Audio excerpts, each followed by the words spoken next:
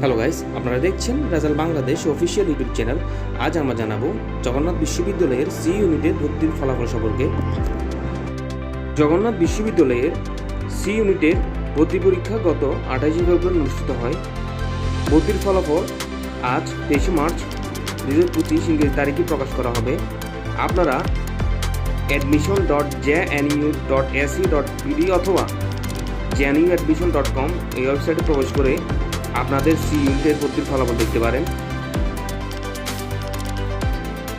জগন্নাথ বিশ্ববিদ্যালয়ের সি ইউনিটের ভর্তি 100 নম্বর ভিত্তিতে মেধাক্রম করা হবে। আবেদনকারীকে অবশ্যই 72 নম্বর পরীক্ষা দিতে হবে। এর মধ্যে এমসিকিউ অংশ থেকে 24 নম্বর এবং লিখিত অংশ থেকে 48 নম্বর অন্তর্ভুক্ত করা হবে। অতিরিক্ত পয়েন্টের মধ্যে রয়েছে এসএসসি অথবা সমমান থেকে 12 নম্বর এবং এইচএসসি এবং সমমান থেকে 16 নম্বর।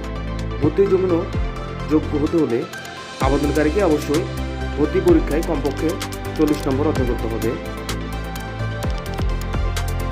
এবার আমরা জানাবো জগন্নাথ বিশ্ববিদ্যালয়ের সি ইউনিটের ভর্তির ফলাফল 2025 কীভাবে দেখবেন সে সম্পর্কে। জগন্নাথ বিশ্ববিদ্যালয়ের সি ইউনিটের ভর্তি পরীক্ষার ফলাফল দেখতে নিচে ধাপগুলো অনুসরণ করুন। সর্বপ্রথম আপনাকে januadmission.com অথবা admission.jnu.ac.bd ওয়েবসাইটের মাধ্যমে প্রবেশ করতে হবে।